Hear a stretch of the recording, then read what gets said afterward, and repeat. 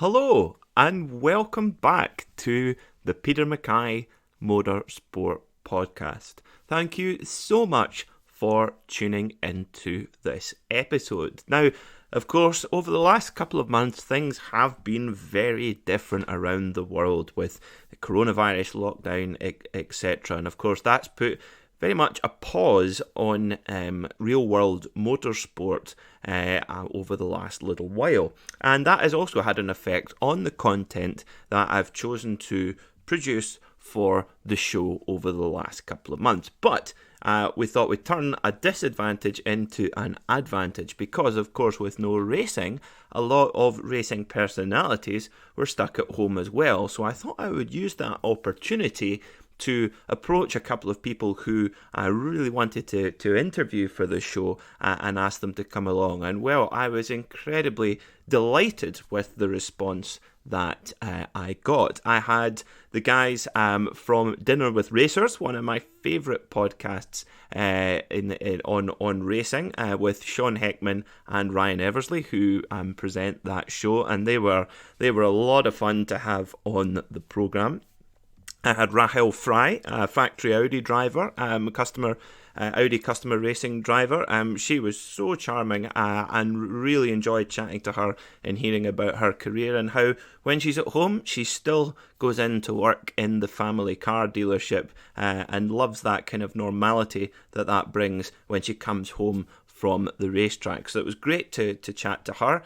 And then I also had one of my commentary heroes on. I had the incredible privilege of having Nick Harris. Now, for those who don't know who Nick is, Nick was the voice of motorcycle Grand Prix racing for nearly 25 years.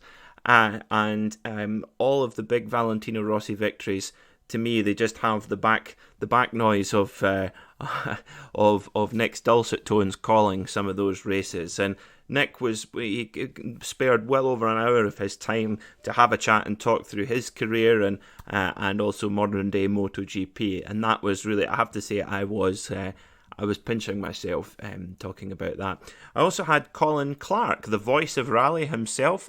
Colin, who does the Thoughts from the Kitchen Table YouTube program, and also does a lot of stage end reporting in the World Rally Championship, and has been, as I say, the voice of rally for about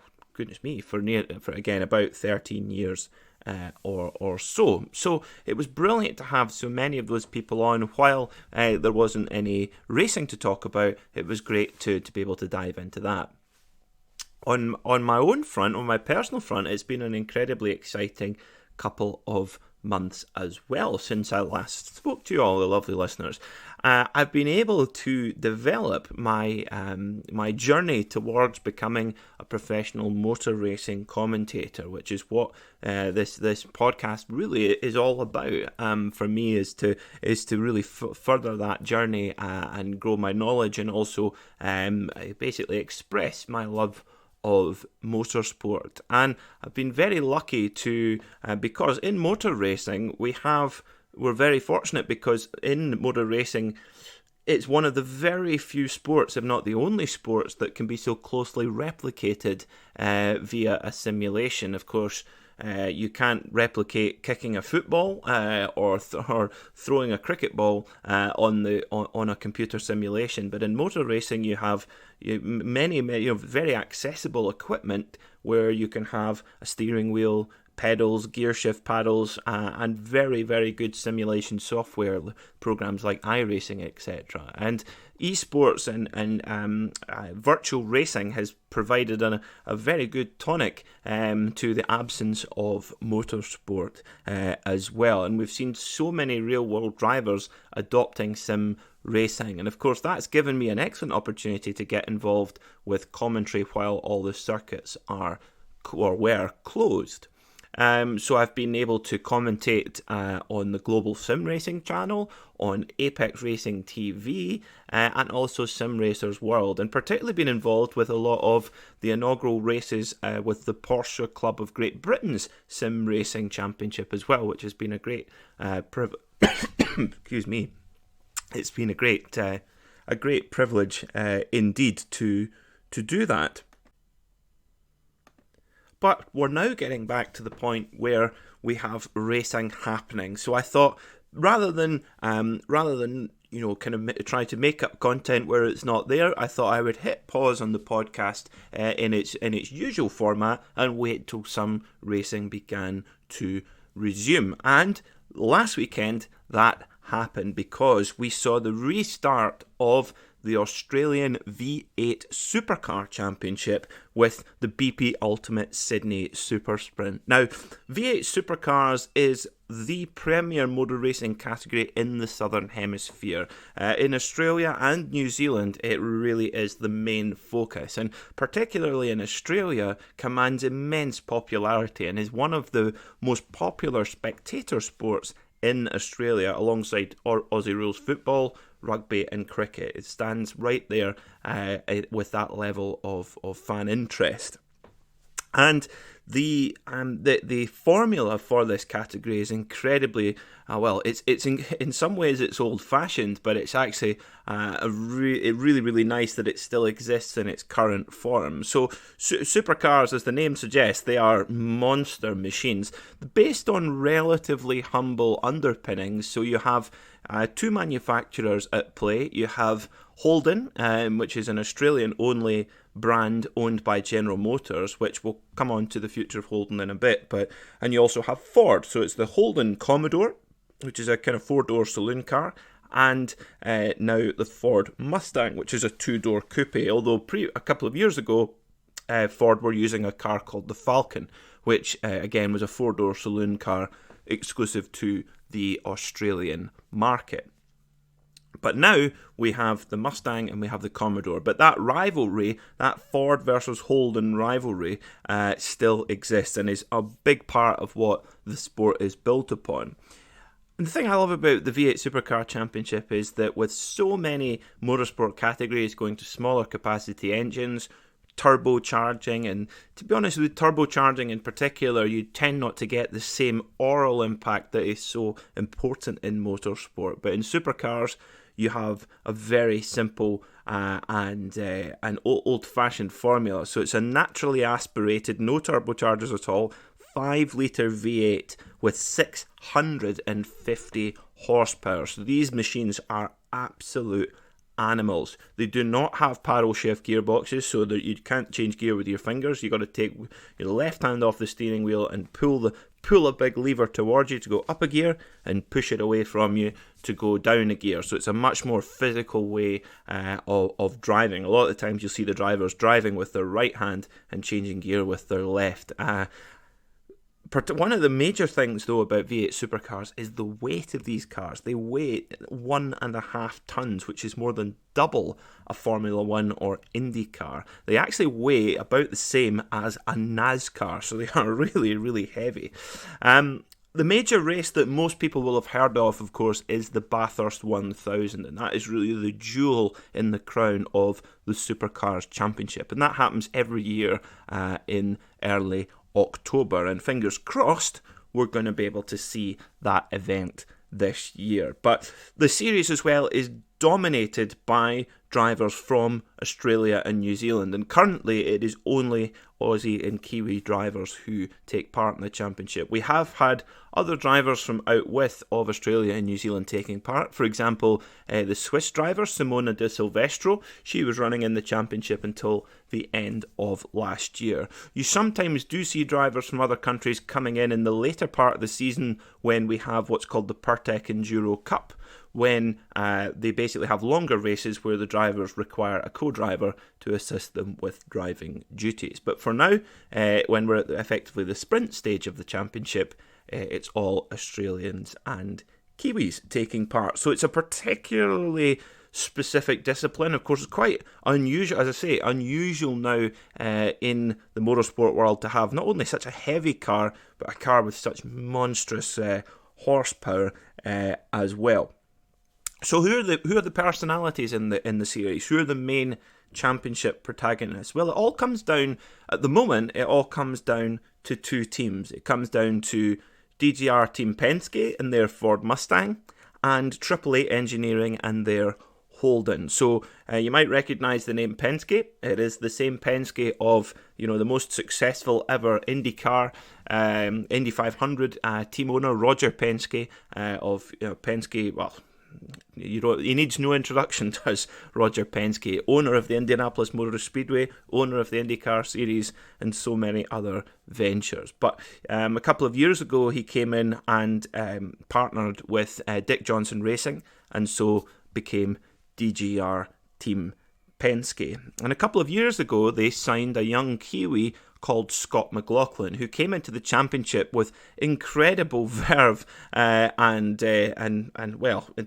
incredible performances when he came into the championship in 2014 at the wheel of the then new Volvo S60 V8 Supercar. Now, sadly, Volvo only stayed in the championship for a couple of years, but not only the Volvo, but Scott McLaughlin driving this Volvo really shook up the established order of the sport, and it was really where Scott McLaughlin made his mark. But in 2017, he moved to the DJR Team Penske team to drive their Ford Falcon and came ever so close to winning the championship in his very first year, and was pipped at the post in Newcastle in the final round. That's Newcastle in Australia, not in the UK. And he was pipped by Jamie Whincup, who then picked up his 7th championship. But he was able to avenge in the following year, again in the Ford Falcon, by winning the championship in 2018,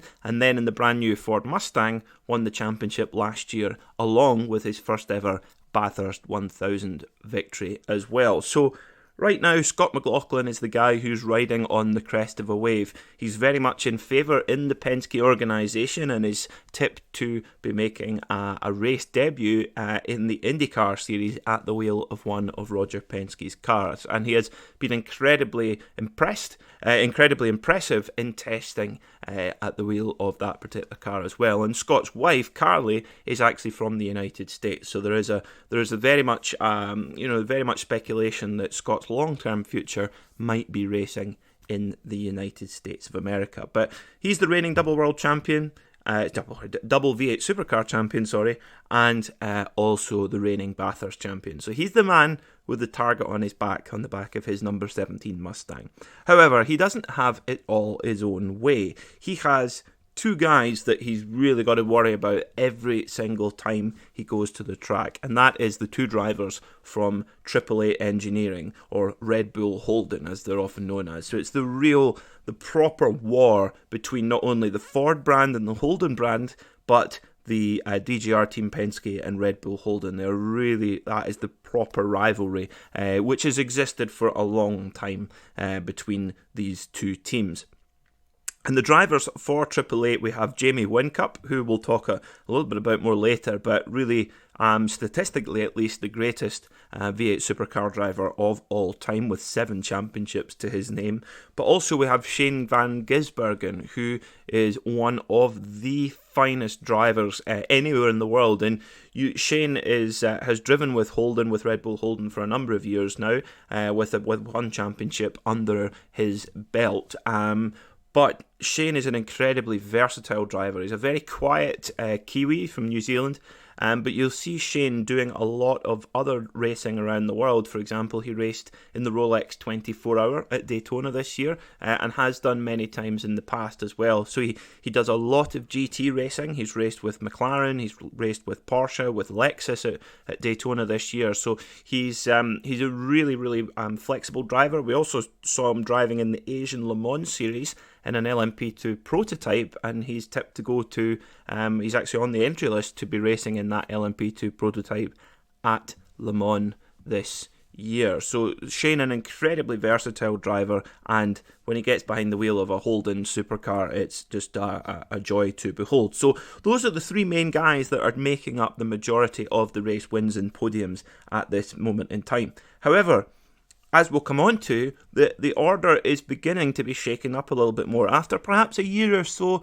of the series perhaps struggling a little bit with domination from the Penske and AAA cars, we're starting to see more drivers getting a little bit closer to us upsetting that order. The two main drivers here are the Tickford Ford team's driver Cam Waters, who runs in the Monster Energy drink car in their very distinctive black and green livery. Cam is one of the younger drivers in the series. He's been in for a couple of years now, and Cam is one of the drivers who I tip to be progressing up the field. And Tickford are a team who run a number of Ford Mustangs in the championship, and he has been very, very impressive. And just not quite had the luck to get that really big significant victory yet, but he's knocking on the door. The other guy is Chaz Mostert. Now, Chaz Mostert is a little bit like Shane Van Gisbergen. He's again a very adaptable and very, well, how would you describe it?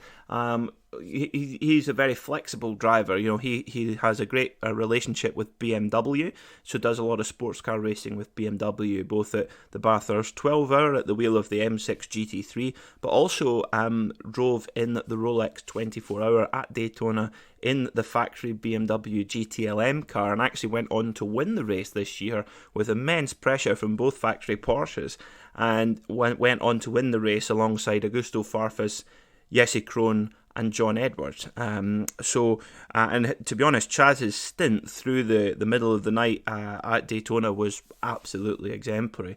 Chaz has made a big switch this year. He's been a Ford man for many years and won the Bathurst 1000 back in 2014 at the wheel of a Ford. But he's made the switch over the fence to Holden, and specifically with the Walkinshaw-Andretti United team. So a real superstar ownership there as well. Of course, you have the son of Tom Walkinshaw, Ryan Walkinshaw.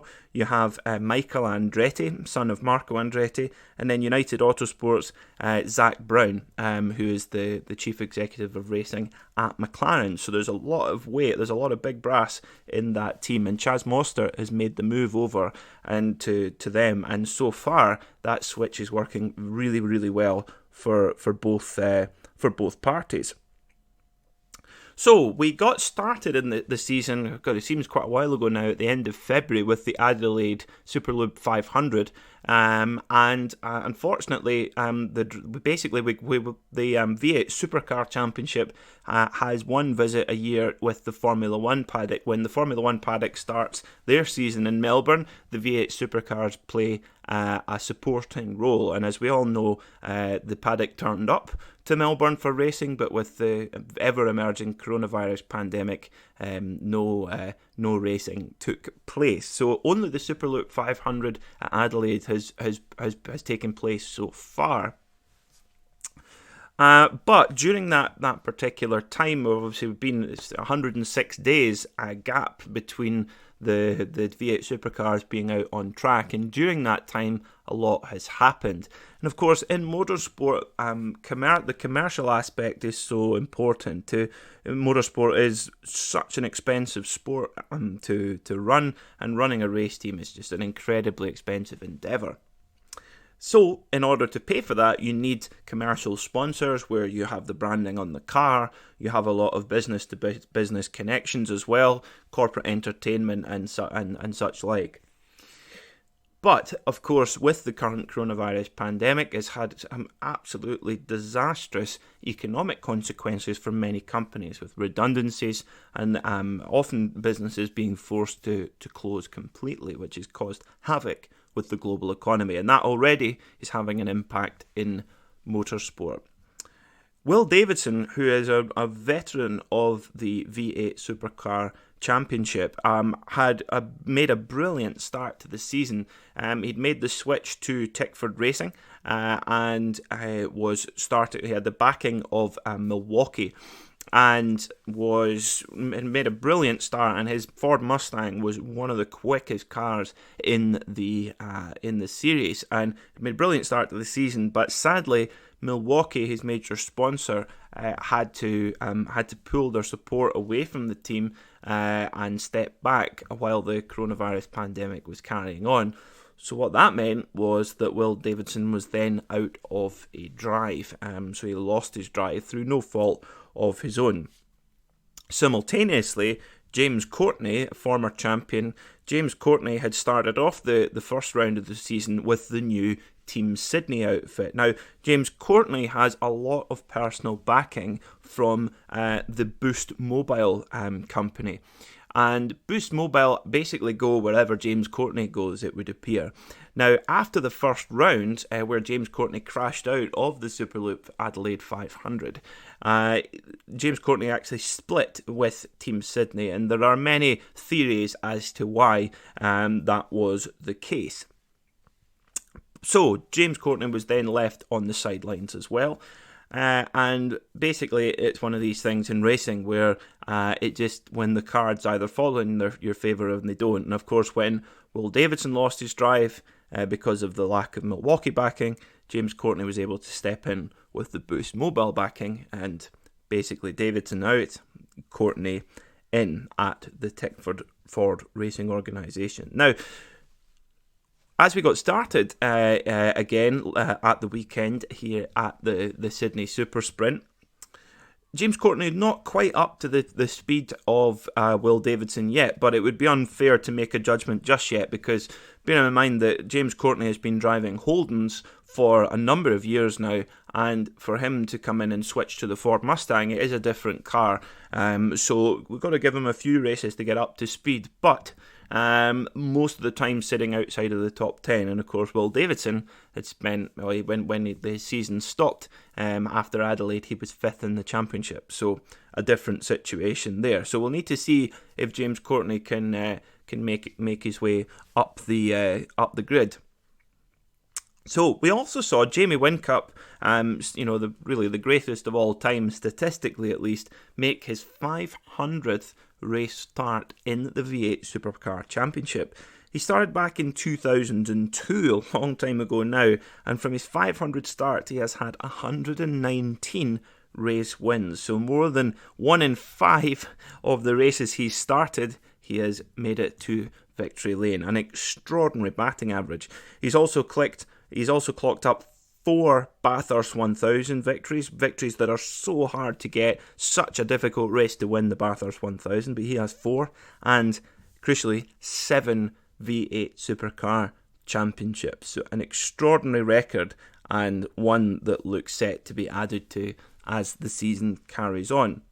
So, like many series will have to, V8 Supercars have had to make a number of changes to their sporting regulations, and also in general just the way that they go about a race weekend to be able to go back racing safely in these current times that we live in, with a global health pandemic still at large, for lack of a better description.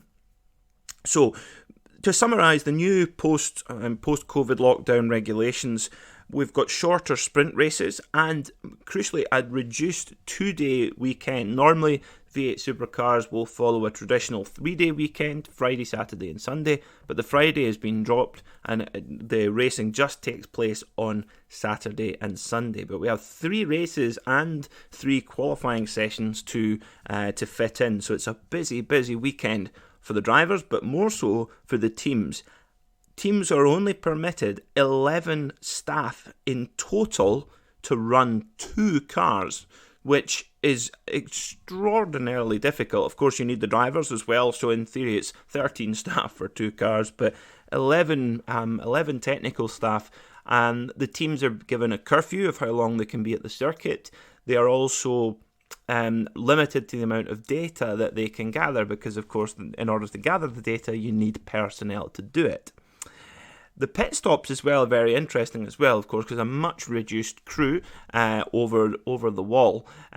So that made a really interesting impact to the pit stops. The pit stops now taking longer, about 4 seconds to change 2 tyres and 8 seconds to change 4 tyres. So really interesting dynamic there, which, as we saw throughout the race, really added to the spectacle rather than take it away.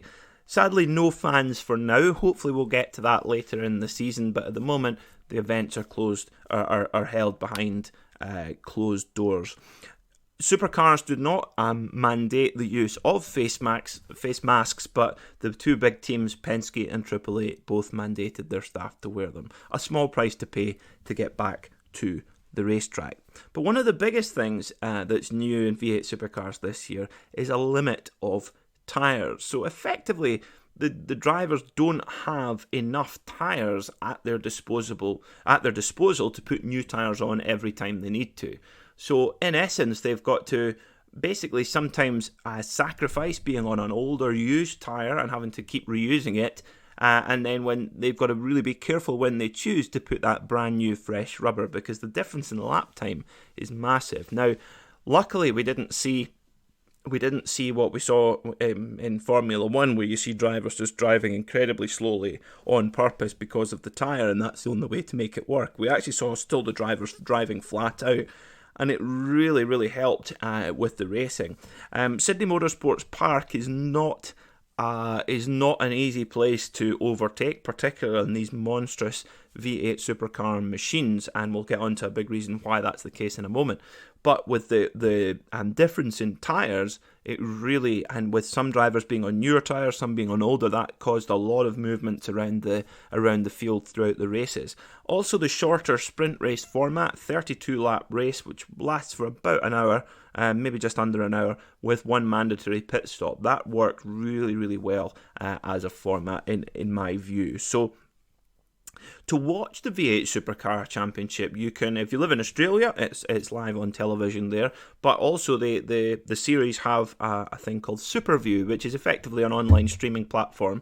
Costs about $40 for the entire season, and it's well worth it. Every practice session, every qualifying, and every race, and I swear by it. It's really, really good. And the production team are all ex-racers, like guys like Mark Scaife and Neil Crompton, etc. They've been there and done it at the very highest level, and add a really interesting element to the broadcast. One person, however, we did miss on the broadcast was Rihanna Crahan, who's one of the pit lane reporters and actually wife of driver Will Davidson. And unfortunately, Will and Rihanna found themselves sitting at home rather than being back racing. Will, of course, because he's lost his drive, but Rihanna because, again, the TV crew were limited, and she mainly focuses on pit lane and pit lane interviewing, which of course has a few difficulties with social distancing and such. So hopefully we'll see Rihanna back very soon, because she adds a great element to the broadcast as well. So what did we see in terms of results? Well, race 1, it was almost business as usual, really. We saw Scott McLaughlin, from the minute he came out in practice and qualifying, straight on the pace. You know, Scott's been working very, very hard on his fitness. He's not got much weight to spare anyway, but he'd lost 10 kilograms during lockdown, so he would have been training incredibly hard, and has done thousands of laps on his simulator at home as well. So he was straight out in his Mustang and put it on pole for race 1 and won the race from pole position. However, he did not have it all his own way. He actually had to be very clever with pit strategy. He actually ended up coming in a little bit earlier to get off the old tyres, which he'd burned up quite badly in the first stint, and got onto new tyres, so he was able to catch up, and was able to then undercut Shane van Gisbergen in the Holden, who pitted much later. So when it came to the latter part of the race, it meant that actually Shane and Scott were right beside each other on track, and you had Shane van Gisbergen hassling Scott McLaughlin right on his back bumper for the last sort of 6 or 7 laps, and it was incredibly exciting. But Shane van Gisbergen was very, very firm but fair, and not putting in any silly moves. And Scott McLaughlin did not miss a beat, not a single apex missed, not a single breaking point mixed, and was able to keep Shane van Gisbergen behind him. Now, after the race, Van Gisbergen made a very interesting point. He said whenever you got too close to the car in front, you're getting a lot of what's called aero wash, and a lot of overheating of the front tyres. So aero wash is effectively when the air coming off the car in front is effectively very turbulent. Sometimes you'll hear it referred to as dirty air. It's a huge issue in Formula 1 right now, and it's basically the way that the aerodynamics of the cars are set, and that can make a huge difference to whether overtaking is easy or very difficult. One issue that V8 Supercars has had in the last couple of years is too much of a dependence on aerodynamics, and the aerodynamics becoming far too overbearing, and therefore making overtaking incredibly difficult. We heard Garth Tander talking about at Bathurst, him using a similar braking point in a GT3 sports car to a V8 supercar. Now, that shouldn't be the case. You should be able to brake much later in the GT3 sports car because of its weight and it's also its aerodynamics. But the aerodynamics were such in the V8 supercar that you can almost brake as late in that car, which is unusual and was definitely spoiling the racing. Now, this year we do have a little bit of reduction in aerodynamics, but clear to be able to try and stop that dirty air to make cars able to drive more closely to one another. But we are obviously causing problems because Shane wasn't able to make that move. However, as we saw with this new tyre limit and the new tyre rules, we've seen a lot more overtaking over the weekend, which was a really, really good thing, but still work to do. Now, Race 2. Race 2 is incredibly exciting. We saw Jamie Whincup starting from pole for his 500th race in the Supercar Championship and driving an absolutely perfect first stint. However, and you would think so far so normal, Red Bull Holden driver clears off into the distance and wins the race. Well, Brad Jones Racing's very own Nick Percat in his Dunlop Super Dealers Holden had other ideas, and ironically his title sponsor is Dunlop because it was the Dunlop tyres that really made the difference. At the end of the first stint, about halfway through the race, Percat was able to get back onto the back of Jamie Whincup and was able to reel him in at quite a pace. When he came into pit lane, instead we saw some drivers taking 2 tyres and some drivers even taking 4 tyres. But Nick Percat was clever. He took 3, so just that little bit longer. But Jamie Whincup in his only took 2 tyres. And as the race progressed, the advantage that Nick Percat had by putting on 3 new tyres rather than just 2 was dramatic and allowed him to be able to catch up with Jamie Whincup and barge his way past and clear off to win the race. His first race win since Adelaide back in 2016. So all of a sudden, on our return to racing in the V8 Supercar Championship, we now have different winners, and this is vital to the excitement of any championship to have multiple different winners. We see it very much in the British Touring Car Championship, which has an excellent formula for allowing many different teams to come to the fore and win races, and I hope that we're heading in that direction. For the V8 Supercar Championship. Fingers crossed that we will. In race 3, we saw Scott McLaughlin winning his second race of the weekend, but very, very narrowly holding off a charging Lee Holdsworth, another name that we haven't seen campaigning for wins for a number of seasons now. But Lee actually had a small technical issue in the last couple of laps, and that meant that he was, that just curtailed his progress slightly. But the main thing was that we saw other drivers battling, shaking up the order, getting in and about these Penske Fords and 888 Holdens. That is exactly what the sport needs. Now, almost by accident, the sport of Supercars has also landed on something that could be crucial to the success and survival of the series going forward. Of course, we saw an incredibly limited number of personnel, just 11 personnel to run the car, and to run 2 cars, and a driver for each car. Now, that is, for some teams, that will be a fifth of what they normally come to the track with PR people, with corporate entertainment, etc. Now, corporate entertainment will remain important, of course, but it strikes me that, certainly there was absolutely nothing wrong with the sporting spectacle. In fact, quite the opposite. That was one of the best, certainly the best V8 Supercar racing weekend I can remember for a couple of seasons, actually. Really, really exciting stuff, which was brilliant to see. And actually in the pit stops, particularly with a reduced crew, you really got to see much more of what was going on in the pit stops, and that difference between taking 2 tyres or 4, or even as Percat showed, taking 3 tyres. And I think when you see a car come into pit lane and just, basically get 4 new tyres and a load of fuel and it's off again in 5 seconds, to me it's not relatable to the fan in the stands. Really, it doesn't really make much, and it also happens so quickly that you can't really appreciate what the team are doing when you have to watch the mechanics really work and run around the car and change the tyres, and that made it really, really exciting. But all of that aside, cost is one of the biggest things. If you can reduce the number of people that you require to run a V8 supercar or any form of motorsport, that's going to have an enormous cost saving over a year, because of course you've got the personnel salary, but you also have their travel, accommodation, subsistence, all of these things. And to me, it also puts a lot more essence on the driver to be adaptable. You heard a lot of the drivers speaking very highly of the new format, and basically they weren't allowed, or they didn't have the opportunity to fiddle around with the car too much, and a lot of the drivers really welcomed that. They just had to get in and drive what they had. So I really think that actually V8 supercars have kind of landed on a formula, but almost by accident.